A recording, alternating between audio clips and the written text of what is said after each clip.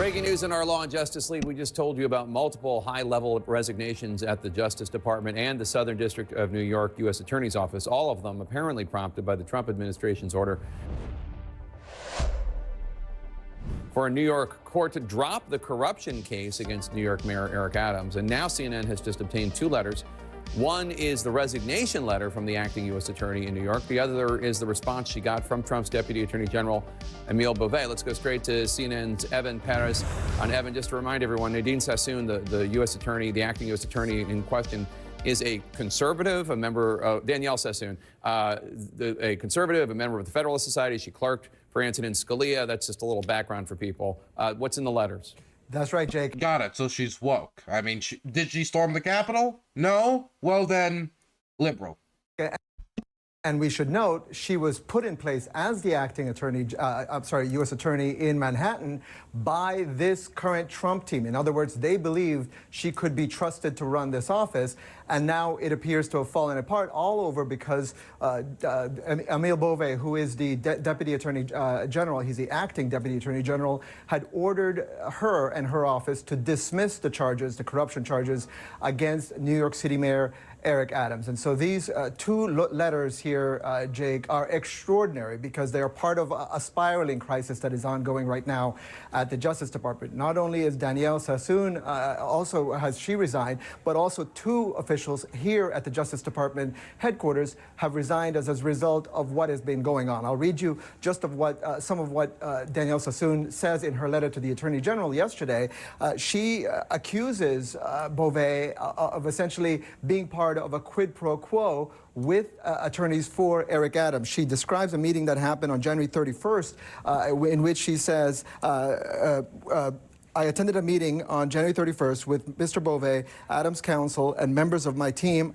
Adams' attorneys repeatedly urged what amounted to a quid pro quo, indicating that Adams would be in a position to assist with the department's enforcement priorities only if this indictment were dismissed. What Adams and his attorneys were offering was that he would help with the enforcement of immigration activities in New York City, you know, the sanctuary status, all the things that Donald Trump wants, if they drop this case. And, you know, that's one of the things she makes in this accusation. Now, Beauvais, for his part, responds today saying, essentially, we're accepting your resignation. And he also puts on administrative leave the attorneys who are running this case in the Manhattan U.S. Attorney's Office. And I'll read you just a part of what he says. He says that they had determined that there was weaponization in bringing this case, Jake. And wow, my God. Not only... Okay, I'm sorry.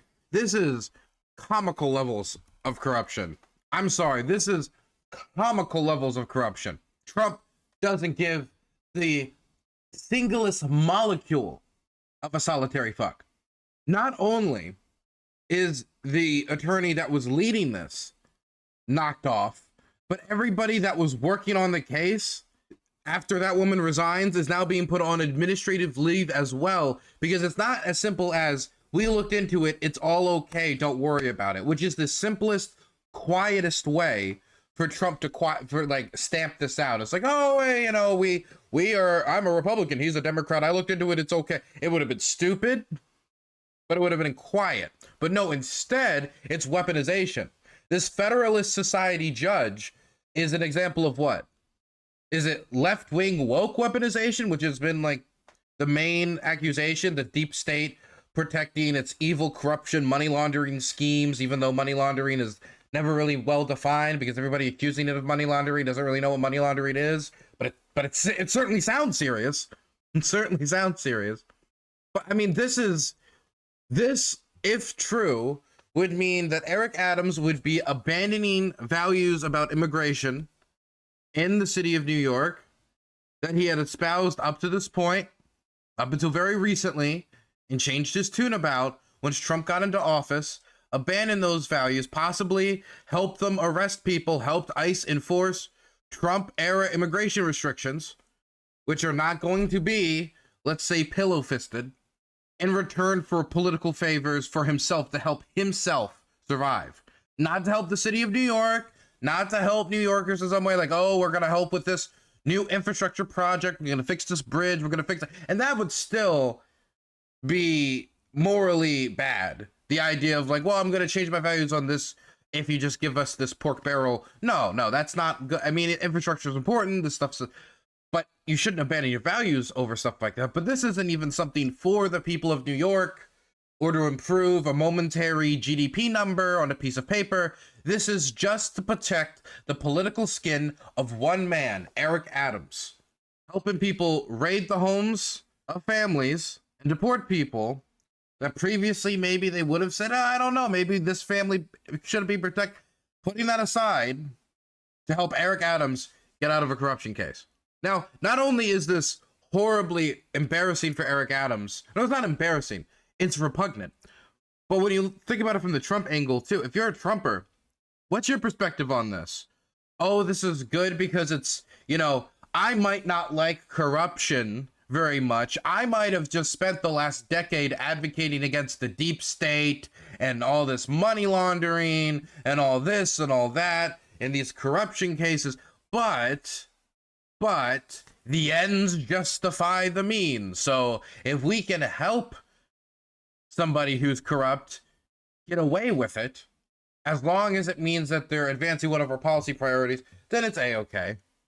I mean, I remember having the same problem with hearing people talk about, well, how about we threaten Joe Manchin's daughter with investigation due to morally repugnant behavior she is engaged in, and if he doesn't vote for the $50 minimum wage bill, then you know, maybe we'll.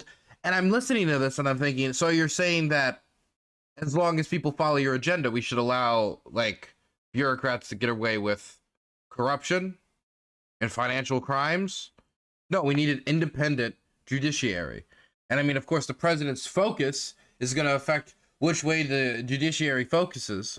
And of course, that there's going to always be some element of bias from your focus, but to purposefully not enforce it for that gain is it's judicially un-American. Thank you for the $20. I appreciate that for what you do. What a simple explanation. He says the Justice Department will not tolerate the insubordination and apparent misconduct reflected in the approach that you and your office have taken in this matter. So what we know now, Jake, is this. After he had asked for the office to dismiss this case, and she had declined, saying nobody in her office was willing to sign the documents to dismiss the case, what happens next is that Beauvais goes to the public integrity section here in Washington, and he asks them, go to New York and sign these dismissals. They also declined, and they resigned. So as a result, Kevin Driscoll, who's the top career lawyer in the criminal division overseeing the public integrity section, he resigned today. And John Keller, also the acting head of the public integrity section, Jake, he resigned as a result of all of this. Fascinating stuff. Evan Pettis, thanks so much. Let's talk about this with... Well, it's crazy that every single civil servant is all in on the same deep state conspiracy to pick on the Democrat mayor of New York, including conservative appointees and Democrat appointees. It is a bipartisan, across-the-aisle conspiracy to protect him from the persecution of a conservative judge. And now Donald Trump's coming to his rescue for no particular reason. I mean, what even is supposed to be the justification for this? Is the justification for it's just weaponization. It's a description of weaponization with no finer dissection of the facts of the case. It's as simple as somebody saying, like, excuse me, you know, the glove fits for the murder weapon on you. Nope, that's a lie. So, no, we can see it's all. We can fit it on your hands. Right? No, it's a lie. Just simple. It's not even an attempt to give depth or believability to the denial. It's just that's it. Ellie Honig, CNN senior legal analyst, who was an associate U.S. attorney for the Southern District of New York. And Ellie, again, this woman, this acting U.S. attorney, Danielle Sassone, was a conservative. Is a conservative. She clerked for Scalia. She's a member of the Federalist Society. This is not her being a liberal activist prosecutor. Tell us about what kind of statement her resignation makes, do you think, not to mention the people in the public integrity section of DOJ? Well, Jake, these resignations were courageous and necessary moves. It was the only right and principled and ethical move by all of them. All of them were faced with really a prosecutor's nightmare scenario. They were given a direct order from the DOJ bosses to dismiss a perfectly legitimate indictment before it ever saw a trial jury for purely overtly political reasons. If we look back a few days to Emil Bove's instruction to dismiss the case, that letter is a crazy document. It is completely political. It is explicitly political. It says, the reason I'm ordering you to dismiss this case has nothing to do with the merits of the case, nothing to do with the evidence, but because Eric Adams essentially needs to be freed up to pursue Donald Trump's immigration agenda. So I mean, how can you admit that publicly? How can you even admit that? Just think, this is the problem with Trump's strategy. This is the problem. It might be a fatal flaw to his strategy.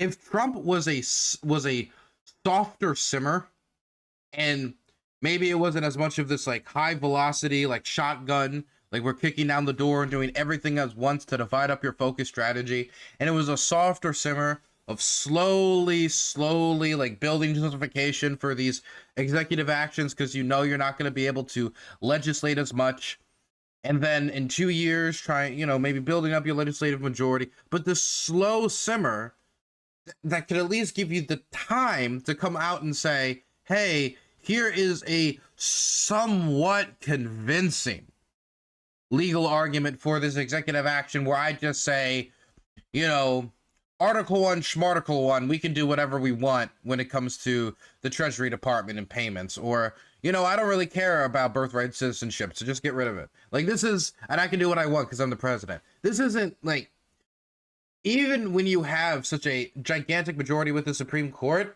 there, just due to the lack of argumentation, the lack of effort, the lack of preparation, the lack of legal expertise that is sewn into this, you don't really even give a pathway for the person who would like to throw you a bone who is on the court.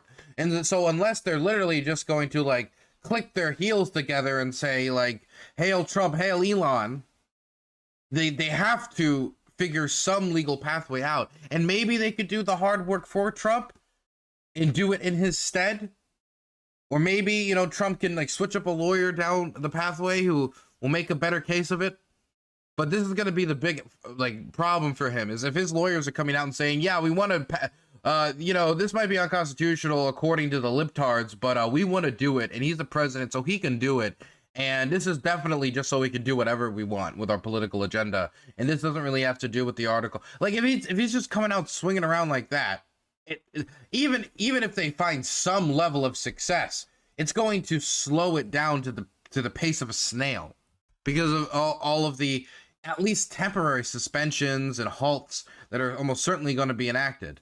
I mean, of course, because there's going to be people who are going to be appealing it. But if you start from such a bad footing, man, you're going to have a long trip ahead of you. So good for Danielle Sassoon, good for the other DOJ prosecutors. They did the right thing. They took a stand here. So there were a lot of concerns that the original case against Mayor Adams was dropped for political reasons. And let's be frank here, it's not just about their desire for him to carry out the anti-illegal immigration agenda in New York. Mayor Adams has been very explicitly wooing Donald Trump. And now multiple resignations are linked to this decision from the Justice Department. Do you think the actions of Emil Bove are over the line?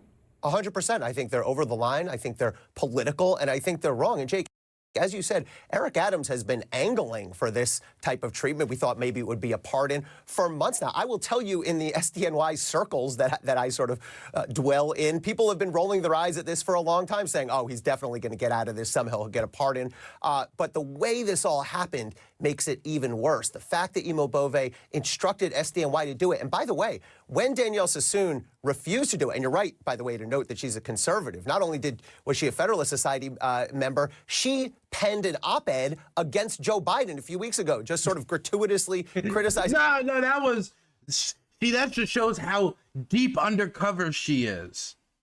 When she was telling people that Joe Biden is a liberal and you should vote against him, what she really meant was that Joe Biden is a liberal and you should vote against him. You just don't understand the fine print.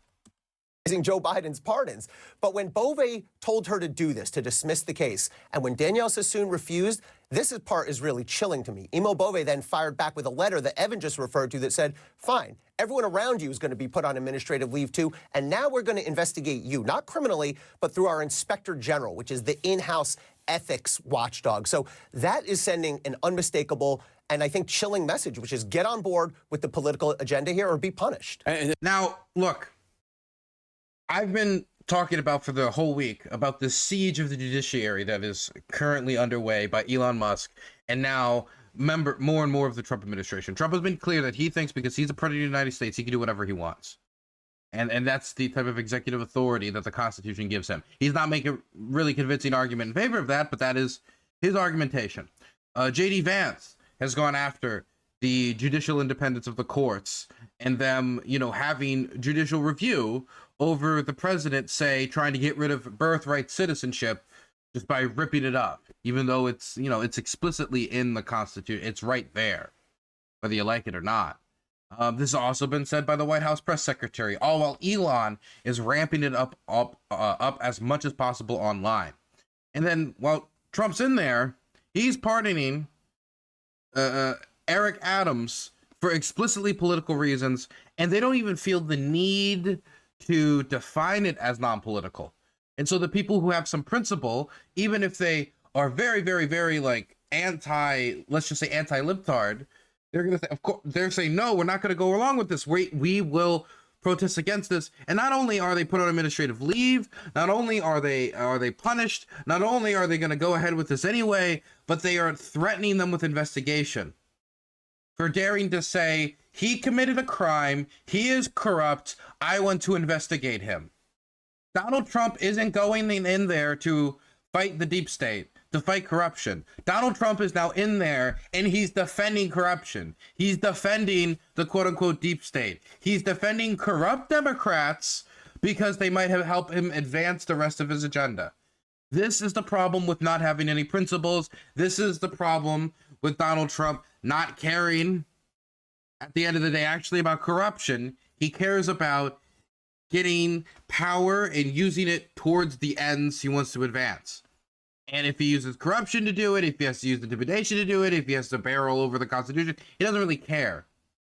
And whether the end is him having more money financially, whether it is his polling numbers going up, whether it is him helping his business ventures, whether it is him trying to create some sort of legacy, whether it is his focus on the tariffs, whether it is his crusade on immigration, so he can abandon the other principles that he had claimed to have, like this principle of being against corruption, because he's not bought by the big politicians. He's not bought by the big politicians in the way that everybody else is.